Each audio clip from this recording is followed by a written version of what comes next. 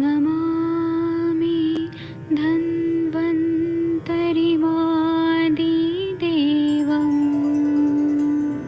सुरासुरैर्वन्दितपादपद्मम् लोके जरामृत्युनाशं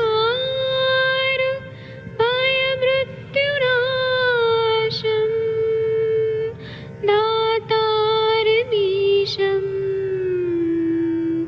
विविधौषधीनां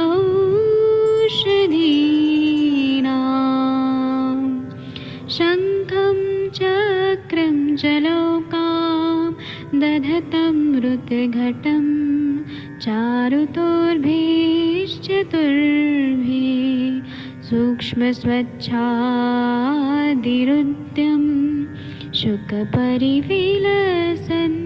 मौलिमं भोजनेत्रं कालाम्बोदोज्ज्वलाङ्गं कटितटविलसत्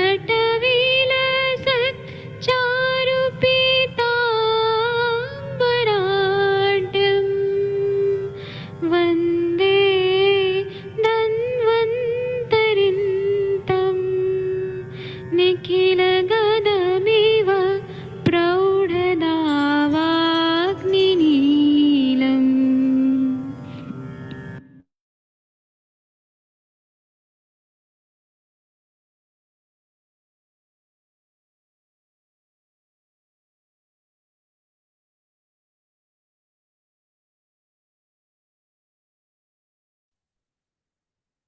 प्रणाम सभी लोगों को। मैं वैद्य अरविंद पाठक आप सभी लोग का स्वागत करता हूं। आइए आज हम लोग क्लिनिकल संभाषण शुरू करते हैं। आप सबके सब भारत के सर्वश्रेष्ठ चिकित्सक लोग हैं, सभी को मैं प्रणाम करता हूं। और आप लोग अभी अपने अपने कोई केसेस वगैरह हैं वो डिस्कस करना चाहते हैं तो मैंने अनम्यूट करने का ऑप्शन दे दिया है और मैंने यहाँ पे को होस्ट भी बना दिया है बहुत सारे लोगों को। और आप लोगों को मैं ये बताना चाहता हूँ कि जुलाई का महीना आज खत्म हो जाएगा। अगस्त महीने का जो गूगल फॉर्म है उसका लिंक दे दिया गया है। आप लोग अगस्त महीने में अगर जुड़ना चाहते हैं तो गूगल फॉर्म भर के 500 रुपया दे के आयुष दर्पण फाउंडेशन को और आप लोग जुड़ सकते हैं अगस्त महीने के उसमें। जो लोग भी जुड़ना चाहते हैं अपने केसेस डिस्कस करना चाहते हैं तो उन लोग का सभी लोग का स्वागत है। शुक्र व स्त्रोतस के बारे में हम लोग थोड़ा चर्चा कर लेते हैं कि आजकल ना इम्पोर्टेंस बीजोपघात बजोबघात जरा शुक्रशय ऐसे बहुत सारे पेशेंट हमारे पास आते हैं, या लॉस ऑफ लिबिडो, अष्टविध शुक्र दोष, ओलिगोस्पर्मिया, अजोस्पर्मिया, शुक्र स्खलन मतलब प्री मैच्योर इजैकुलेशन, फिर ऐसे बिनाइन प्रोस्टेट हाइपरट्रॉफी, फिर inflammatory condition of testicles, epididymis and prostate, ऐसे बहुत सारे पेशेंट हमारे पास आ रहे हैं। तो सारा शुक्र व स्त्रोतस से रिलेटेड रहता है। तो शुक्र व स्त्रोतस अगर हम लोग देखें तो ये योग व स्त्रोतस है, क्योंकि शुक्र जो है वह यहीं से स्त्रोतस से सर्कुलेट होता है। शुक्र जो है वह एक ऐसा धातु है जो सार भाग है, मतलब रस से रक्त, रक्त से मांस, मांस से मेद, मेद से अस्थि, अस्थि मज्जा, शुक्र ऐसे बनता है। तो शुक्र जो है वह बहुत ही इंपॉर्टेंट धातु है हमारे शरीर में। अगर हम केवल उसको मैथुन संबंधी ना समझें तो शरीर में जो नया सेल बनाना है वह सब शुक्र धातु ही करता है। शुक्र धातु जो है वो पूरे शरीर में है, और जब यह सेक्सुअल इंटरकोर्स होता है तो वह यूरेथ्रा से स्त्री शरीर में वो प्रवेशित होता है। तो शुक्र धातु जो है वो बल करने वाला होता है, बृहणीय होता है, ओजस्कर होता है। यह स्त्रियों में भी शुक्र रहता है, पुरुषों में भी रहता है। स्त्रियों का भी शुक्र जो रहता है, ऐसा नहीं बोला गया है कि स्त्रियों में शुक्र नहीं रहता है, स्त्रियों में भी शुक्र रहता है। तो वह बलकर होता है, बृहणीय होता है, ओज को बढ़ाता है। इससे इम्यूनिटी अच्छी होती है, बॉडी को ताकत मिलती है। और जब क्षय होता है तो उससे धातुओं का क्षय होने से प्रतिलोम क्षय, अनुलोम क्षय ऐसे कंडीशन हो जाती है। तो शुक्र व स्त्रोतस जो है यह हम लोगों ने पढ़ा है कि यह रिप्रोडक्टिव सिस्टम से रिलेटेड रहता है। और इसमें हम लोगों ने मॉडर्न व्यू से पढ़ा है कि टेस्टिकल्स होते हैं, स्पर्मेटोजोआ होता है, बायलैटरल असेसरी ऑर्गन्स होते हैं, सेमिनल वेसिकल्स होते हैं, सेमिनल डक्ट्स होते हैं, इजैकुलेटरी डक्ट्स होते हैं, एपिडिडाइमिस होता है, बल्बो यूरेथ्रल ग्लैंड्स होते हैं। फिर उसके बाद में सिंगल सिंगल क्या क्या होता है तो प्रोस्टेट ग्लैंड होता है, फिर पेनिस होता है, यूरेथ्रा होता है, स्क्वाटम होता है। शुक्र धातु जो है वह, अगर हम लोग देखें तो ज्यादातर हम पुरुषों के बारे में चर्चा करते हैं, और पुरुषों स्त्रियों में भी शुक्र धातु होता है। स्त्रियों में आर्तव भी होता है, लेकिन शुक्र भी होता है, उसको भी कंसिडर करना चाहिए। दूसरा क्या है कि पुरुषों का अगर हम लोग बात करें तो सेक्सुअल एक्ट जब हो रहा है तो उसमें शुक्र धातु का बहुत ज्यादा महत्व रहता है। जितना शुक्र धातु अच्छा रहेगा उतना ही सीमेन अच्छा रहेगा, और जो शुक्र के मतलब शुद्धि रहेगा उतना ही शुक्र अच्छा रहेगा। शुक्र धातु जो रहता है वो फीमेल्स में रहता है, लेकिन उसकी बीमारियां फीमेल में ज्यादातर नहीं बताई गई हैं, लेकिन उस पर भी रिसर्च होना चाहिए कि स्त्रियों में अगर शुक्र क्षय हो रहा है तो क्या होता है। ऐसे कॉमन कॉमन हम राजयक्ष्मा वगैरह बता सकते हैं, लेकिन स्त्रियों में भी रहता है। लेकिन हम ये बोल सकते हैं कि स्त्रियों में भी जब लॉस ऑफ लिबिडो है, स्त्रियों में जब मतलब इनफर्टिलिटी है, तो शुक्र का हमें जरूर विचार करना चाहिए। पुरुषों में अगर हम लोग देखें तो आजकल क्या बीमारियां बढ़ रही है, तो इम्पोटेंस है, बीजोपघात है, ध्वजोपघात है, जरा है, शुक्रक्षय है, लॉस ऑफ लिबिडो है, प्री मैच्योर इजैकुलेशन है, फिर शिश्न मणि में व्रण है, ऐसा में दिखता है। उसी तरह से प्रॉपर शुक्र जो है उसको हमें यह देखना पड़ता है कि अष्टविध शुक्र दोष जो है, 8 प्रकार के शुक्र दोष बताए हैं। उसी तरह से मॉडर्न डायग्नोसिस में देखें तो अलिगोस्पर्मिया, अजोस्पर्मिया, स्पर्मेस्थेनिया और structural disorder of the sperm, इसके वजह से इम्पोटेंसी आती है, लो लाइफ स्पैन होता है, या बच्चा पागल होता है अगर शुक्र की दृष्टि रहे तो, या मिसकैरेजेस या एबॉर्शन बहुत ज्यादा होते हैं। अब हम लोग इम्पोर्टेंस पे बात करेंगे, क्लैब्यता पे बात करेंगे।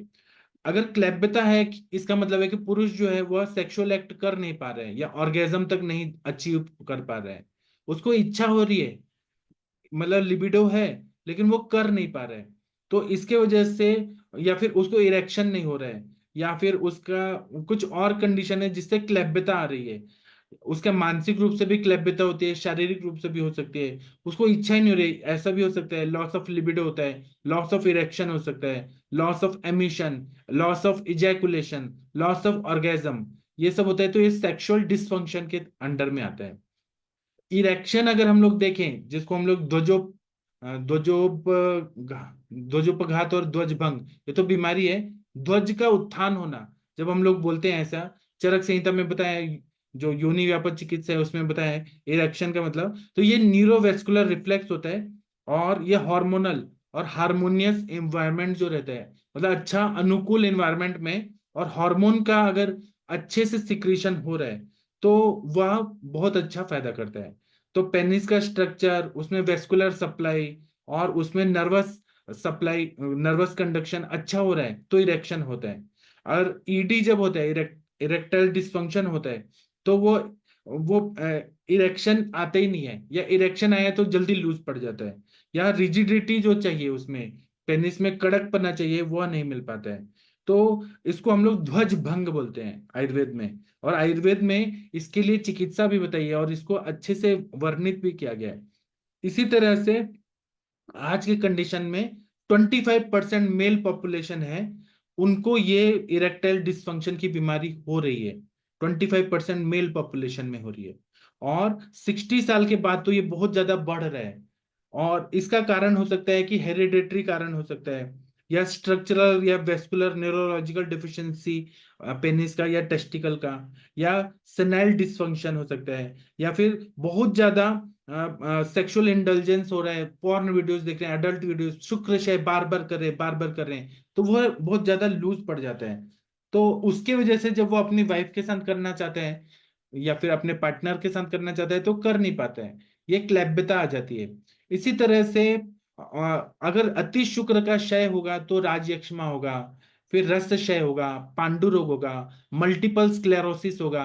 मैंने अभी आप लोगों को वीडियो एक डाला था, एक पेशेंट थे, उनका पॉर्न वीडियोस देख देख के ब्रेन में इंफाक्शन हो गया, इश्चेमिक चेंजेस हो गए बहुत ज्यादा, और उनको अर्दित जैसा हो गया, पैरालिसिस, और वो चलने उठने बैठने में तकलीफ होने लगा।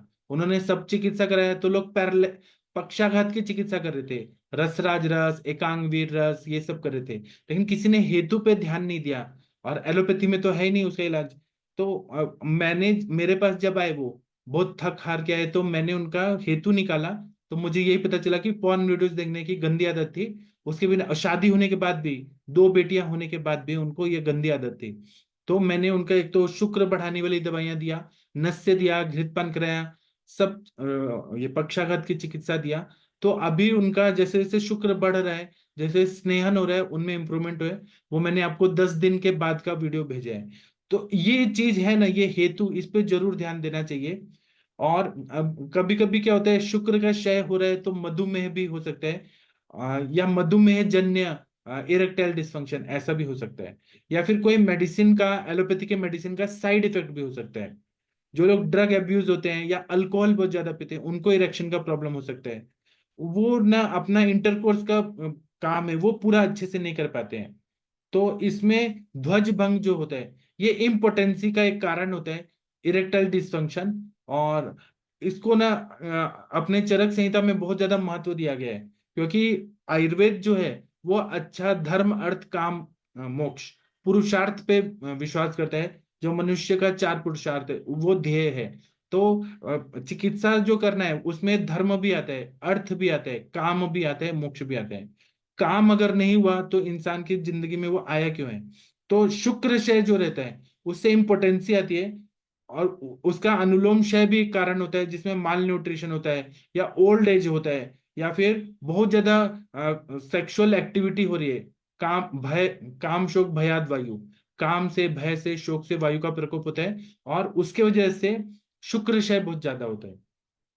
तो इसमें क्या होता है कि अगर वो सेक्सुअल एक्ट नहीं कर पा रहे हैं, इरेक्टाइल डिसफंक्शन है, इरेक्शन नहीं हो रहा है, तो उसके वजह से सांस फूलने लगता है, बहुत पसीना आता है, पेनिस में कोई भी वो नहीं, कड़कपना नहीं आता है, लूज का लूज ही रहता है।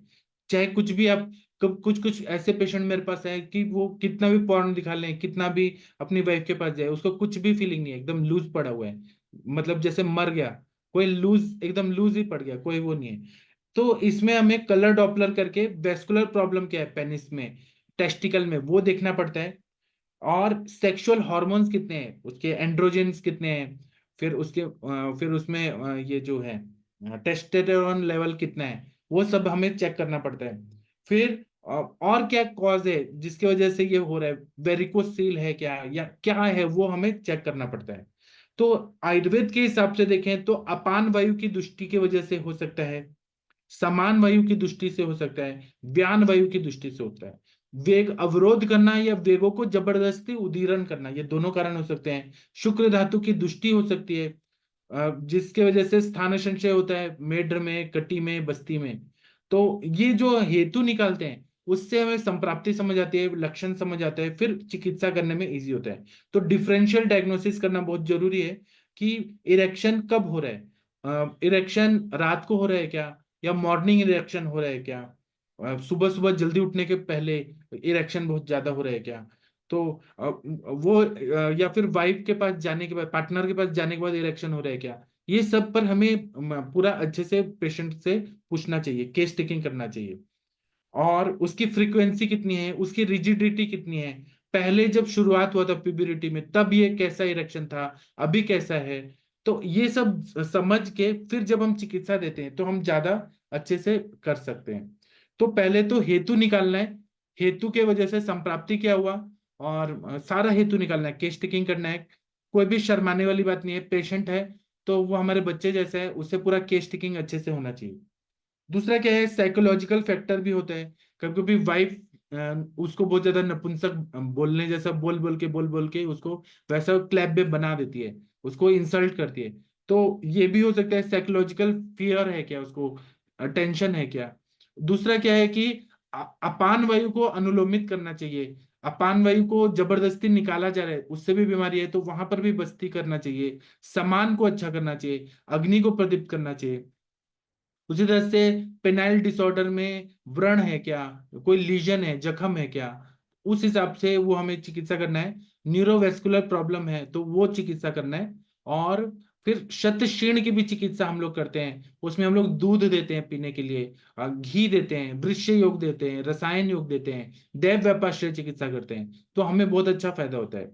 तो इसमें कुछ कुछ दवाइयां हैं जो मैं आप लोग को बता रहा हूँ, जो आप लोग इरेक्टाइल डिसफंक्शन के पेशेंट लोग को आप दे सकते हैं। जैसे मदनानंद मोदक है, उसका कैसे बनाते हैं वो अपने ग्रंथों में, आयुर्वेद सार संग्रह वगैरह ग्रंथों में बताया है। फिर कामिनी विद्रावण रस है, शुक्र वल्लभ रस है, वात गजांकुश रस है, वानरी गुटिका है, विष तिंदुकवटी है, पुष्प धनवा रस है, सिद्ध मकर ध्वज वटी है, स्वर्ण मकर ध्वज वटी है, फिर वृहत वंगेश्वर रस है, पूर्ण चंद्रोदय रस है, वसंत कुसुमाकर रस है। जब मधुमेह की वजह से इम्पोर्टेंसी आ रही है तो वसंत कुसुमाकर रस बहुत अच्छा काम करता है। मदनादक मोदक है, वो जब कोई कारण नहीं पता चलता है उसमें आप मदनानंद मोदक दें तो वो हर तरह के इम्पोर्टेंसी में काम करता है। कामनी विद्रावण रस है, जब वो जो पेनिस है, लिंग है, बहुत शिथिल हो गया है और बहुत वीकनेस आ रहा है तो कामनी विद्रावण रस बहुत अच्छा काम करता है। अगर शुक्र वल्लभ रस देते हैं तो लूज पड़ गया है, इरेक्शन नहीं हो रहा है, तो शुक्र वल्लभ रस बहुत अच्छा काम करता है। वात गजांकुश रस कब देते हैं? जब न्यूरोलॉजिकल डिफेक्ट होता है रात को, और मतलब उसको कुछ इच्छा नहीं होती है, नर्व्स में कुछ ना कुछ डैमेज है इसलिए होता है, स्पाइनल इंजरी वगैरह है, तो नर्व जो पेनिस को या फिर रिप्रोडक्टिव सिस्टम को सिग्नल दे रहे हैं उसमें कुछ प्रॉब्लम है, तो उसमें वात गजांकुश रस बहुत अच्छा काम करता है। न्यूरोलॉजिकल डिफेक्ट में वानरी गुलिका भी दूध के साथ देने से फायदा होता है। इसी तरह से अगर इंफीरियर मिसेंट्रिक गैंग्लियन को अगर हमें स्टिमुलेट करना है तो विष तिंदुक वटी बहुत अच्छा काम करता है, क्योंकि उसमें कुचला है। तो इंफीरियर मिसेंट्रिक गैंग्लियन जो नर्व रहता है, नर्व सप्लाई मिसेंट्रिक एरिया में, उसको स्टिमुलेट करता है, तो विष तिंदुक वटी देते हैं। पुष्प धनवा रस जो रहता है वो पूरे बॉडी में शुक्र शय है तब देते हैं। मकर ध्वज वटी जो है सेक्सुअल इंपोर्टेंसी रहती है, पूरा कमजोरी रहता है, धातुओं का क्षय रहता है तब देते हैं। स्वर्ण मकर ध्वज भी जब पूरा शरीर में शुक्र क्षय हुआ है, वो जो क्षय हुआ है तब देते हैं। वृहद वंगेश्वर रस जब एंड्रोजेनिक इम्पोटेंसी रहती है, एंड्रोजन जो हार्मोन से उसका सिक्रीशन नहीं हो रहा है, तो वृहद वंगेश्वर रस देते हैं। पूर्ण चंद्रोदय कब देते हैं? जब मधुमेह या वसंत कुसुमाकर मधुमेह जन्य इम्पोर्टेंसी है तब देते हैं। इसी तरह से कुछ लेह और घृत देते हैं। लेह कल्पना शुगर के पेशेंट को नहीं देते हैं, तो कौंचा पाक देते हैं, कामदेव घृत देते हैं, अश्वगंधा लेह देते हैं। कौंचा पाक कब देते हैं? जब धातु क्षय जन्य शुक्र क्षय क्लैब्यता है तब देते हैं। कामदेव घृत कब देते हैं? जो पूरा ताकत दे देता है पूरा शरीर को, पावरफुल टॉनिक है कामदेव घृत। अश्वगंधा लेव जब नाड़ी दुर्बलता है, धातु क्षय है, मांस क्षय है, बहुत वेट लॉस है, तब अश्वगंधा लेह देते हैं।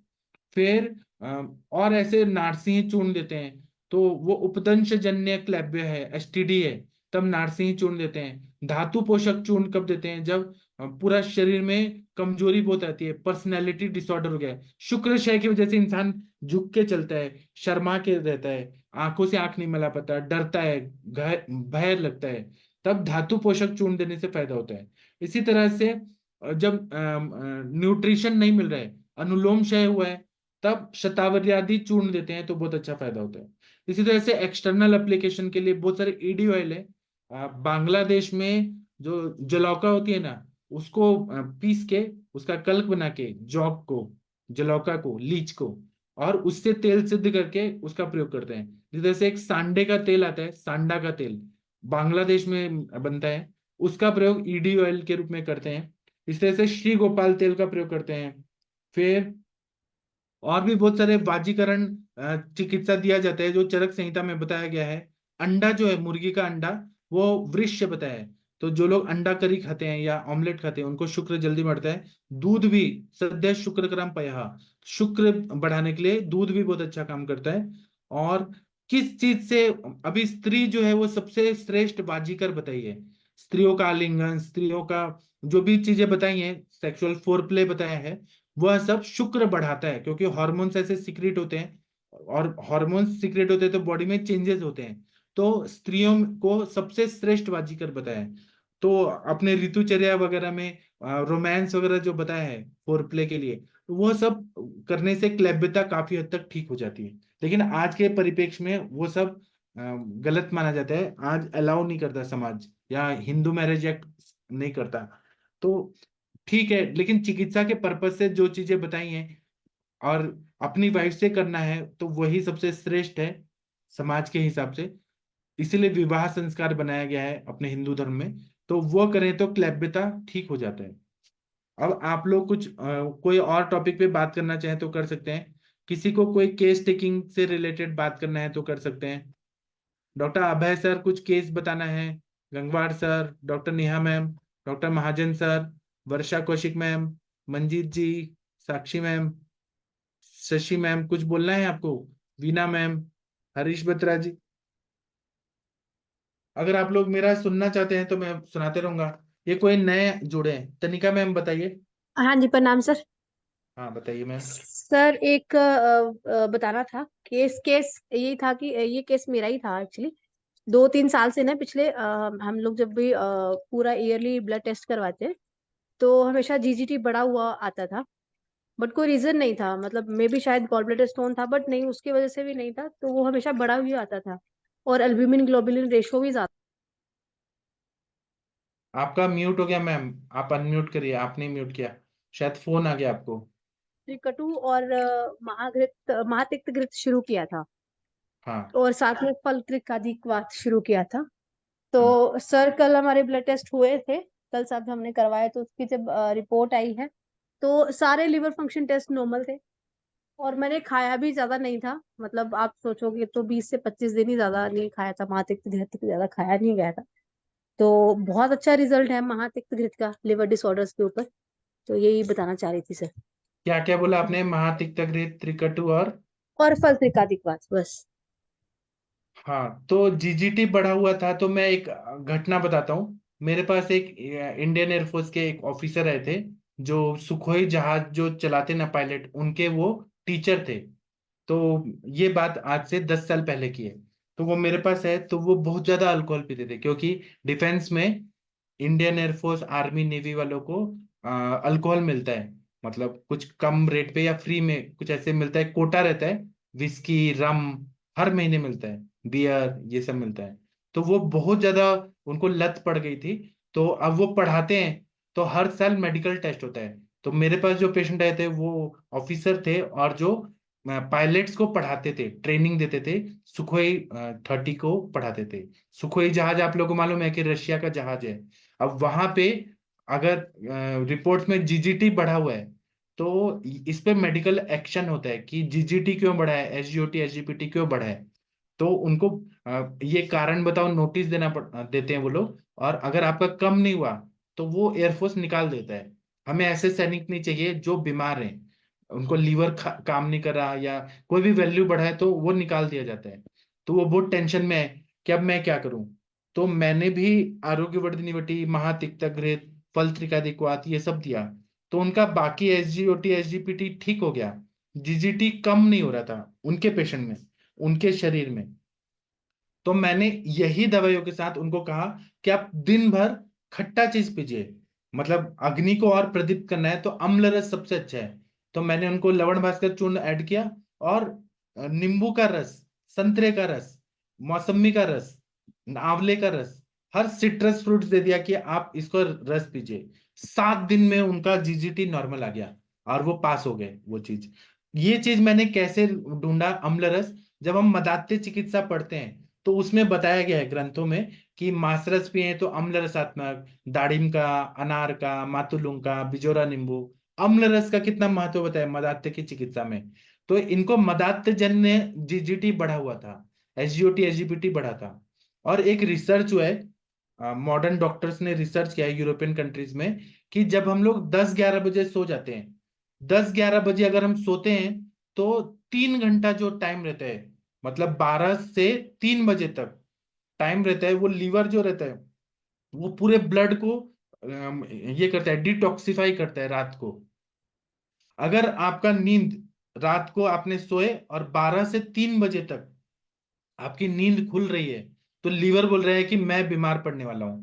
लीवर आपको इंडिकेट करेगा 12 से 3 बजे, वो क्योंकि मतलब फिल्टर करने का टाइम होता है, मतलब रक्त को शुद्ध करने का टाइम होता है, डिटॉक्सिफिकेशन।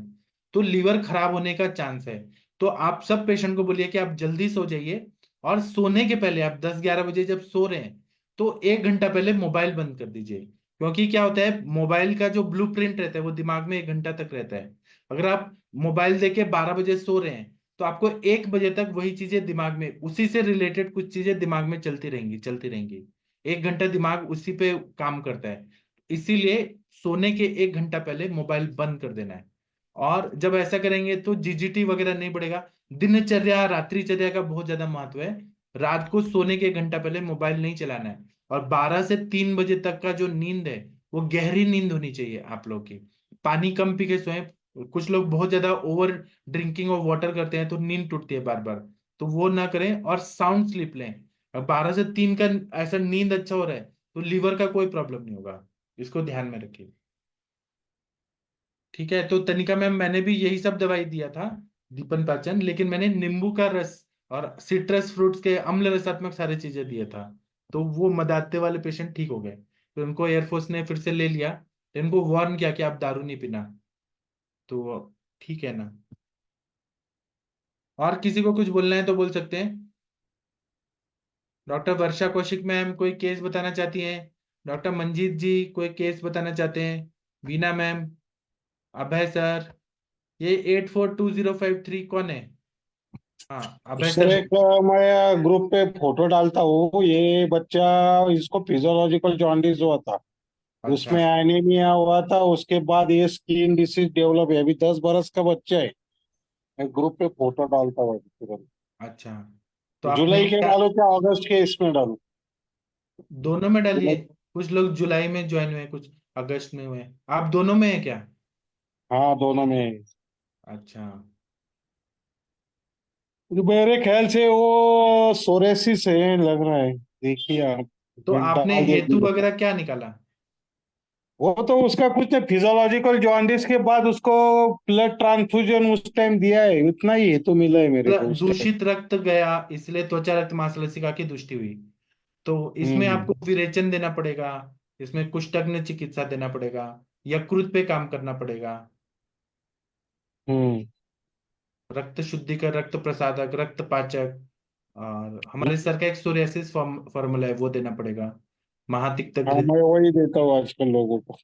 हाँ, लगाने के लिए महातिक्त घृत लगाएंगे ना, या नीम तेल, करंज तेल, तो बहुत अच्छा फायदा होगा। हम्म।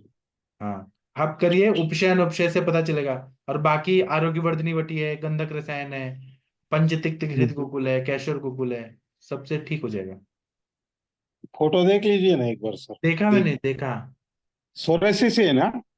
क्या खुजलियों के स्किन गिरता है क्या? वैसा कुछ बताया नहीं उसने मेरे को, पर इतना ही फोटो पे सोरियासिस भेजा में है। तो स्किन गिरता है, किटिप कुष्ठ या एक कुष्ठ बोलते हैं उसको। हाँ आप किटी कुछ तो ऐसा ही है ये, क्योंकि बाय बर्थ वैसा ही है ना अभी ये उस नहीं जी। तो आप बोलिए कि मैं पूरा कायाकल्प करके अच्छा करके दूंगा, मुझे गिफ्ट चाहिए, ऐसे बोलिए। ठीक है, क्योंकि ये जो पैर को दिखता है ये बर्थ मुझे लगता सोरेसिस। है रुक्षता बहुत बड़ी है, तो इसमें महातिक्त घृत बहुत अच्छा काम करेगा। हम्म। कंटिन्यू 3-4 महीना देंगे तो बहुत अच्छा, मतलब कलर अच्छा आएगा, स्किन नया आएगा। अच्छा ठीक है।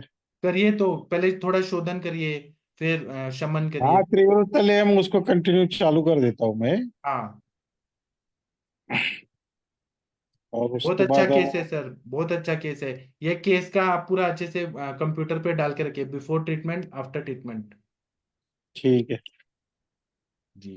चलेगा, उसका प्रॉपर हिस्ट्री टेकिंग लेता हूँ, हाँ, करता हूँ मैं। ठीक है। आप ये केस टेकिंग में ये करिए कि माता ने क्या मिथ्याहार व्यवहार किया 9 महीने मैं में। वही पूछ रहा है वो, तो वो अभी तक उसकी माता मेरे सामने नहीं आई फोन पे। अभी सिर्फ फोटो भेजा है मेरे को एक ने, तो मैं बोला, वो बोले तुम पहले पूछ लो होगा क्या नहीं। मैं बोलिए बोला हो होगा, जाएगा। बोलिए होगा, लेकिन मेरे को गिफ्ट चाहिए, बोलिए। चलेगा। हाँ। ठीक है सर। ठीक है, thank you sir. Thank you.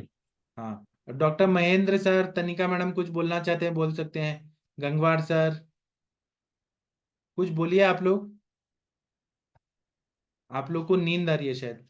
चलिए, अब हम एक और नया टॉपिक पे बात करते हैं। आजकल बहुत सारा ऐसा हो रहा है कि लेट मैरिजेस हो रहे हैं। अच्छा, प्रशांत भट्ट जी आप बोलना चाहते हैं? मैं बाद में बोलूंगा, आप बोलिए सर। डॉक्टर प्रशांत भट्ट जी, आप कुछ बोलना चाहते हैं? हैंड रेज प्रणाम किया। सर।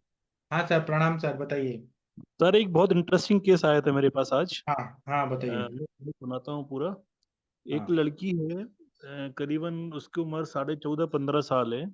हम्म। और वो आधे आधे घंटे तक मूर्छा मूर्छा में चली जाती है, मतलब बेहोश हो जाती है। हम्म। आधे घंटे, 1 घंटे, 1.5 घंटे ऐसे रहती है।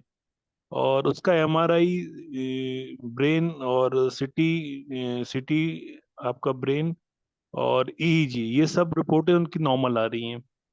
और मतलब जब ये इस चीज की शुरुआत ऐसे हुई थी कि उसको बाएं तरफ बहुत जबरदस्त टाइप का हेडेक होता था, सिर में दर्द होता था। और दर्द होने के बाद आधे घंटे तक अगर वो दर्द नहीं मिटता था तो वो अनकॉन्शियस हो जाती थी। सबसे पहली बार वो वृंदावन गई, तो वहां पे जब दर्शन के लिए मतलब गई थी, तो वहां पे इतना ज्यादा रश था कि वो भीड़ में वो मतलब उसको इतना ज्यादा मतलब सफोकेशन हुआ कि वो फर्स्ट टाइम वहां पे अनकॉन्शियस हुई। जब शुरू में अनकॉन्शियस होती थी तो थोड़ा सा पानी डालते थे तो वो ठीक हो जाती थी, मतलब होश में आ जाती थी। काफी डॉक्टरों को दिखाया तो किसी ने बोला कि सीजर है, तो कोई बोल रहा था कि हिस्टीरिया है। तो वो प्रॉपर डायग्नोसिस उनका अभी तक हो ही नहीं पाया। अभी मॉडर्न मेडिसिन चल रही है, लेकिन वो सब सेडेटिव मेडिसिन है, वो खाती रहती हैं और वो होती रहती है। अच्छा, जब हेतु निकालने की बारी आई तो वो जब उसका डिलीवरी हुआ था तो ऐसा बताया कि वो बच्ची बाहर नहीं आ रही थी। तो उसको बाहर निकालने के लिए जो वैक्यूम क्लीनर टाइप का कुछ इंस्ट्रूमेंट होता है जो सिर पे लगा देते हैं और उससे खींच के उसको बाहर निकालते हैं। तो वैसे उसका डिलीवरी हुआ। वो बच्ची शुरू से बढ़िया मतलब होशियार थी और 10 महीने में चलने लगी। और मतलब ऐसी कोई इशू नहीं थे। उसकी हेयरिंग अच्छे से होती थी, चलती थी, बोलती थी। एडमिशन हो गया। पढ़ने लिखने में भी बहुत होशियार रही। और शुरू से उसको मतलब ये शौक था कि हमें एनडीए करना है। तो एनडीए को लेके फिर उनके घर वालों ने उसको करीबन जब वो मतलब 12 साल की थी तो उसको हॉस्टल भेज दिया था। तो वहां पे वो रही और उसके एनडीए की तैयारी करने लगी। तो ये जो अनकॉन्शियस वाली स्थिति थी जब वो वहां पहुंची हॉस्टल में, तो ये एपिसोड उसके बहुत जल्दी जल्दी बढ़ने लगे। हर महीने में मतलब 8 महीने 10 महीने में करीबन 6-7 बार वो अनकॉन्शियस हुई। तो ये उन्होंने ऐसा बताया। दूसरा ये बताया कि जब मैंने उससे पूछा आज कि बेटा तुम्हें क्या ऐसी टेंशन है, तुम्हें क्या ऐसा मतलब प्रॉब्लम है, तो उसने हमें 2-3 चीजें बताई। कि एक तो जब उसका फर्स्ट मेंसेस आया था, जब उसकी मीनार की चालू हुई थी और उसको मतलब पहला महीना आया, तो वो मतलब अपनी माँ से बहुत ज्यादा लड़ी कि ये सब क्यों हो रहा है हमारे साथ, ये सब हमें कुछ नहीं चाहिए। ये महीना क्यों आता है, ये सब हमें पसंद नहीं है। इस टाइप की चीज उसने आज भी हमसे बोली। दूसरा, उसका जो ड्रेसअप सेंस है वो पूरा लड़कों वाला है। अ, लड़की का डेवलपमेंट अच्छा है, वेट बढ़िया है और बाकी सब चीजें अच्छे से डेवलप है। लेकिन वो पैंट शर्ट और वो कट वाले हेयर हमेशा ऐसे रखती है। और उसको शुरू से शौक है कि हमें एनडीए में जाना है, हमें एयरफोर्स में जाना है। और जेट वो मतलब प्लेन उड़ाने का ऐसा बोल रही थी। दूसरी चीज क्या हुई कि उसके उसके पास ये घटना हुई कि कोरोना में उसकी दादी और उसके चाचा ये दोनों एक्सपायर हो गए। अब ये बात मतलब जो इसके जो मतलब घर वाले थे उन्होंने बताई नहीं। जब वो यहाँ पे घर पे आई तब चला पता कि दादी तो 6 महीने पहले शांत हो गई। तो वो चीज को लेके वो काफी अपसेट रहती है और वो चीज उसने मैं बताई भी और जब बता रही तब तब काफी रोई भी। तो दो चीजें मतलब हमें हेतु मिले। तीसरा, जब ये हॉस्टल में रहने गई तो सुबह 5:30 से लेके रात के 11 बजे तक उसका जो भी खाना पीना था वो सारा का सारा विरुद्ध आहार था। उसमें दूध दूध के साथ मतलब पोहा खिलाते हैंगे। आपका कटलेट के साथ दूध पिलाते हैं। अंडा और दूध देते हैं, अंडा और केला खिलाते हैं। तो ऐसे बहुत सारे फॉर्मेंटेड फूड है, बेकरी आइटम है। कचौड़ी के साथ, कचौड़ी खाने के बाद दूध पिलाते हैं, कस्टर्ड पिलाते हैं। तो जो उसने पूरा रोटेशन बताया हमें सुबह 5 बजे से लेकर रात के 9 बजे तक का खाने पीने का, वो पूरा का पूरा मतलब विरुद्ध आहार वाला था। अच्छा, 6-6.5 महीने से इसको बिल्कुल नींद भी नहीं आती है, रात भर ये जागती है, 2-2:30 बजे ये सोती है। तो रात्रि जागरण में रहता है। फिर जब इसकी माँ से मेरी बात हुई तो उन्होंने ये बताया कि ये लड़की शुरू से बहुत ज्यादा क्रोधी रही है। तनाव, मानसिक तनाव, क्रोध, चिंता और ये चीजें उसकी शुरू से इसके साथ में रही हैं। तो ये भी काफी हेतु मिले। तो अब हेतु तो बहुत सारी मिल गए।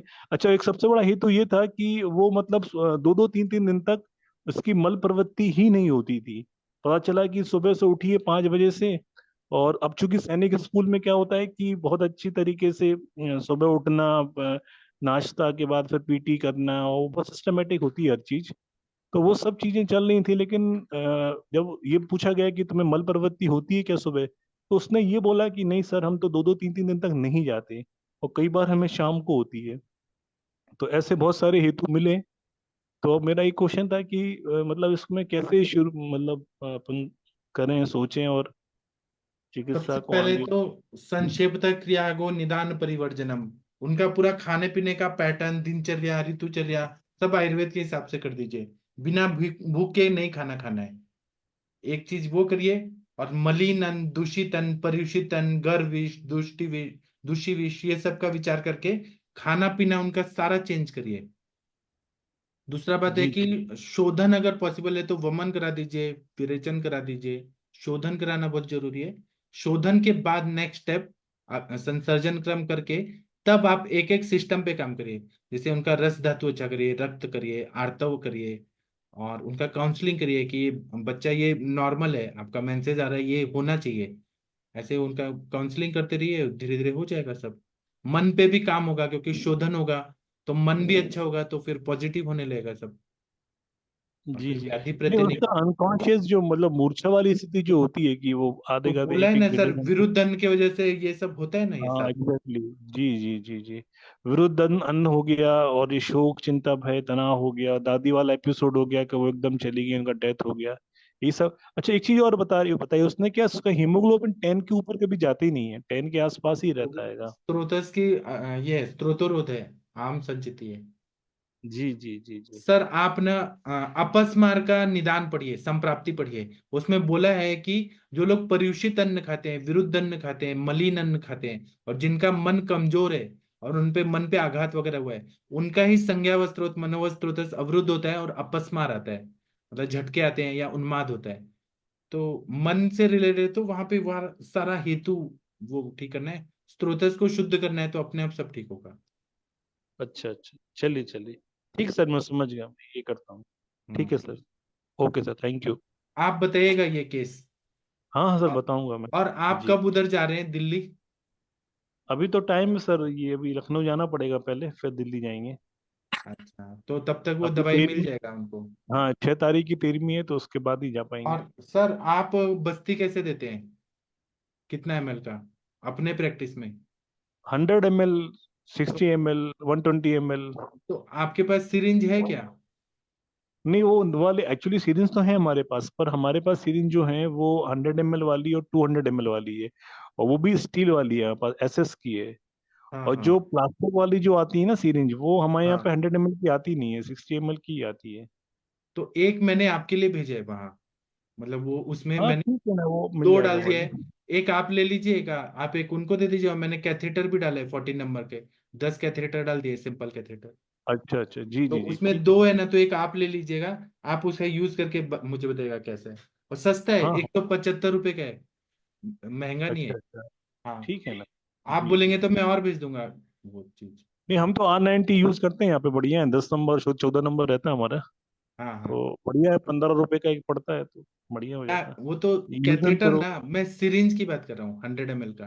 हाँ, सीरिंज चाहिए मेरे को, सीरिंज तो यहाँ पे नहीं है, बहुत दिक्कत होती है। मैं तो 60 ml की सीरिंज देते हैं डिस्पेंसिंग के लिए, और दो दो बार वो पेशेंट बेचारा सीरिंज भरता है, दो दो सीरिंज भरता है, 60-60 वाली, यदि 120 देना है या 100 ml देना है तो 50-50 की भरानी पड़ती है।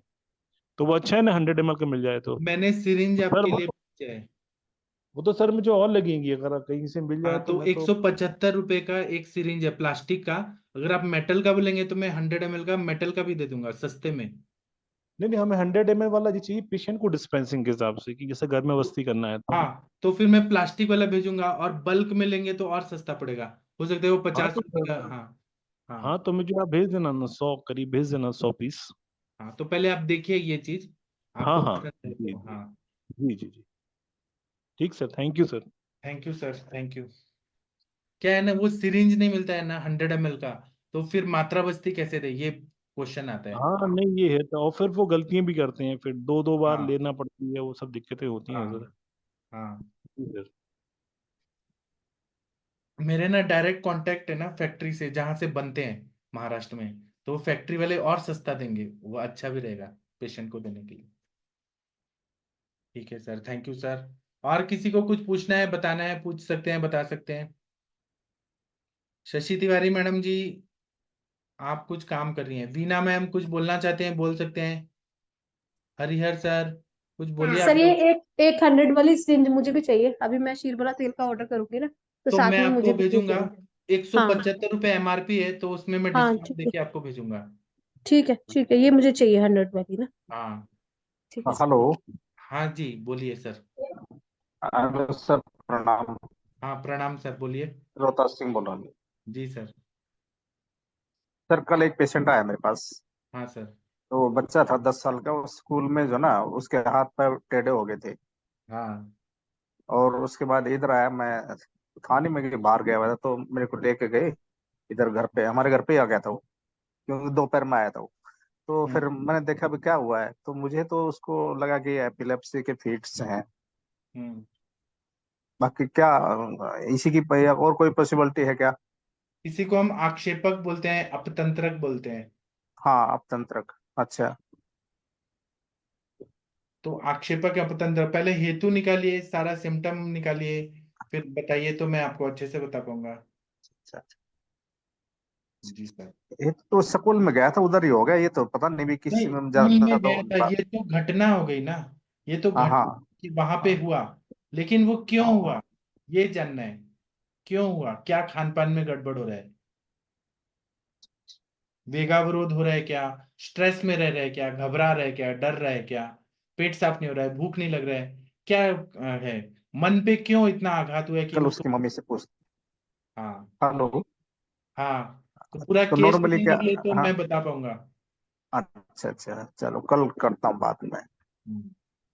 ठीक है, thank you sir. Thank you sir, thank you. और किसी को कुछ पूछना है, बताना है, तो पूछ सकते हैं, बता सकते हैं। सर इसमें अपन जो नाक देखते हैं, तो वो लीवर पे तो खाली डब्बे जैसा ही आवाज आता है ना, ये जो आपने देखा है कि नहीं मुझे पता नहीं। मुझे पता है, बात लेकिन हाँ। दातार शास्त्री के इसमें तो वो बताते हैं सीधा ना, ये पंचभौतिक में खाली हाँ। डब्बे जैसे आवाज आता है लीवर के ऊपर, जिनको ये हम्म। कन्वर्जन वगैरह आते हैं उनका हम्म। मोस्टली। और वो वही देते, फल त्रिका दी देते, एक से बढ़ा के दो तीन चार। जब लूज मोशन होते तो फिर रिवर्स में आ जाते, जैसा अपन ये लेते मैं रसाई उस पे चिकित्सा। सेशन लूंगा, नाद परीक्षा कैसे करते हैं, प्रैक्टिकल में बताऊंगा सबको। हाँ अब अभी आप बोलेंगे तो लोगों को नहीं समझ आएगा आप क्या बोल रहे हैं। हाँ बराबर। हाँ, मैं उसका प्रैक्टिकल बताऊंगा। हम्म। ठीक है पण सर। वो सही है ना, मैं बोल रहा हूँ हाँ, वैसे और ही सर अपन। आप कितना, हाँ आप सही बोल रहे हैं, आप कितना हम्म। ML बस्ती देते हैं सर, मात्रा बस्ती। मैं तो 100 ml के नीचे देता ही नहीं किसी को।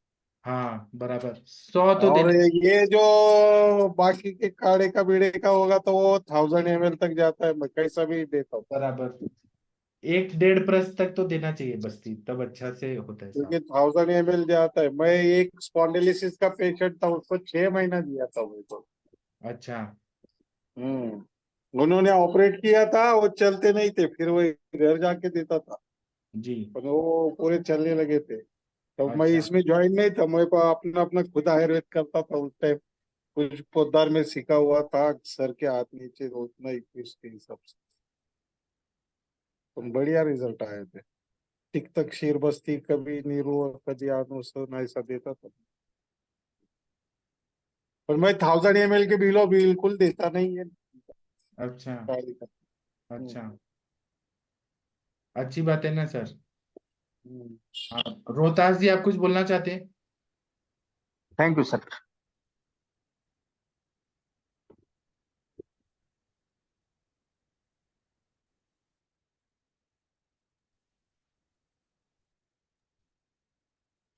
जी सर, 100 ml से बड़ी सिरिंज नहीं आती।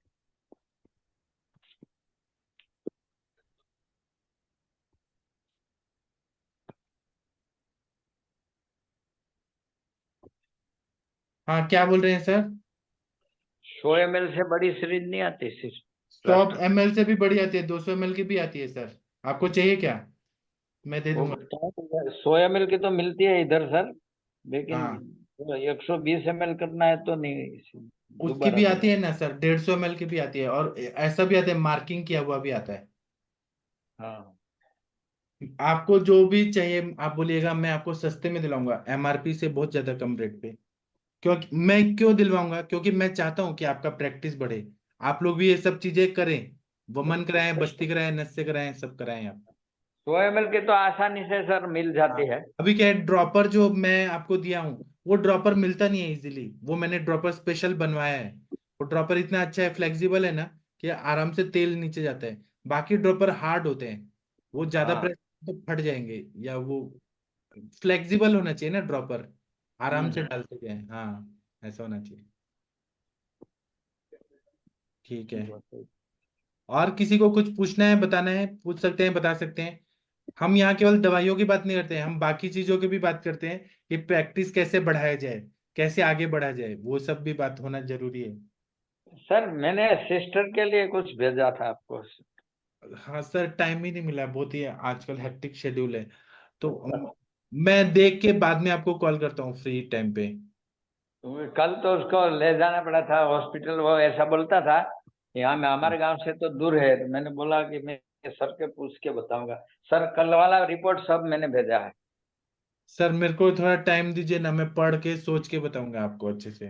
जी सर। मेरा लाइफ थोड़ा। बहुत ही हेक्टिक शेड्यूल है सर, सुबह से शाम तक भाग दौड़ भाग दौड़। पहले क्या था कि पापा मम्मी थे ना, तो वो लोग सब घर का संभालते थे। अभी मुझे सब संभालना है, फिर ये प्रैक्टिस भी करना है, लेक्चर भी लेना है, बहुत सारा ओवरलोड हो गया है। अभी जब तक मेरे पिताजी थे ना, हम लोग को कुछ काम करने नहीं देते थे, वो सारा वो करते थे काम, और हमें बोलते थे तुम पढ़ाई करो, तुम बस अपना काम प्रैक्टिस में ध्यान दो बस। अभी वो चले गए अचानक, तो सब लोड आ गया है, बाहर का, ऑफिस का, यहाँ का, बैंक का, सब काम आ गया, बहुत लोड हो गया। मैं बताऊंगा सर, प्रॉमिस आपको कल बता दूंगा। वो रिवोल्यूशन का हो गया पूरा मकान। हाँ वो हो गया, ये हो गया, इसलिए तो मैं लेक्चर लेने लगा ना, वो हो गया काम। लेकिन और भी बहुत सारे काम है ना, अब जैसे मेरे पापा मम्मी का डेथ क्लेम था, पॉलिसी का था, उसके लिए बार बार बुलाते हैं, एलआईसी में जाओ, इधर जाओ, साइन लो, वकील का लो, ये लो वो लो, बहुत बहुत टेंशन है। हाँ, फिर पापा के बैंक में इतने पैसे हैं, वो निकालो, उसके लिए एफिडेविट बनाओ, वो पैसे को वो करो, ये करो, बहुत ऐसे बहुत सारे और भी काम आ जाते हैं ना।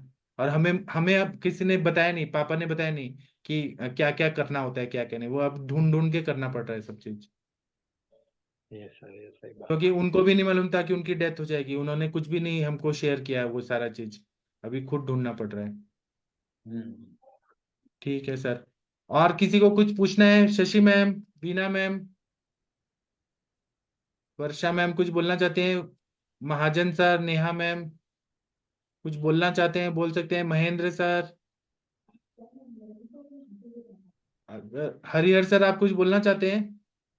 जी नहीं सर, अब तो कुछ नहीं है। मैं एक गेस्ट आ गया था तो रिकॉर्डिंग पूरा नहीं सुन सका शुरू से। ठीक है, तो मैं ना एक चीज करके फिर कंप्लीट कर देता हूँ। आप लोगों को मैं जो बता रहा था, वो जो मैं ये बता रहा था, शुक्र व स्त्रोत से रिलेटेड कुछ कुछ चीजें बता रहा था ना, जी नहीं तो मैं कल बताता हूँ, अभी आप लोग सो जाइए। ठीक है, जी। मैं कल बताऊंगा, क्योंकि बड़ा टॉपिक है, कल बताऊंगा। सर को बोल देना जरा, हो तो मेरा रिकॉर्डिंग भेज दिया आज का। जी। तो आप ग्रुप में लिख दीजिए ना, सर भेज देंगे। हाँ, लिखा है सर, मैंने लिखा है। ठीक है, तो मैं अभी सेशन बंद करता हूँ, आप लोग खाना पीना खा के सो जाइए। अगर सुबह नेटवर्क रहा तो सुबह का क्लास होगा 6 बजे और 7 बजे। ठीक है, जी सर। हम लोग सुबह मिलते हैं। थैंक यू, प्रणाम, गुड नाइट, शुभ रात्रि। शुभ रात्रि।